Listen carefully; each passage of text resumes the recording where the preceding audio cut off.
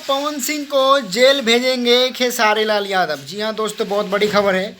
अभी चुनाव था बिहार में, आप सभी को पता है, और इस चुनाव के बीच में एक से बढ़ के एक बयानबाजी दोनों साइड से हुआ। कभी निरहुआ पवन सिंह, कभी खेसारी लाल यादव, कभी रवि किशन, सभी ने एक दूसरे को बयानबाजी दिया है। लेकिन यहाँ पे खेसारी लाल यादव बोल रहे हैं कि सभी के ऊपर केस करेंगे।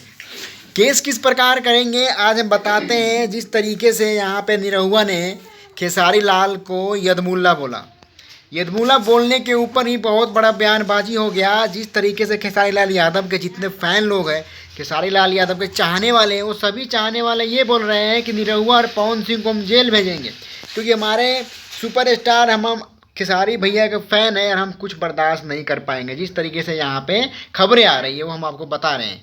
आप क्या कहते हैं और आप क्या सोचते हैं, कमेंट में बताइएगा। क्या खेसारी लाल यादव के ऊपर, और खेसारी लाल यादव जो बात कह रहे हैं, खेसारी लाल यादव ये कह रहे हैं कि निरहुआ और पवन सिंह को जेल भेजेंगे, कहाँ तक सही और कहाँ तक गलत है, कमेंट में ज़रूर बताइएगा। अगर वीडियो अच्छी लगी हो तो वीडियो को लाइक, शेयर और फॉलो, सब्सक्राइब जरूर करें।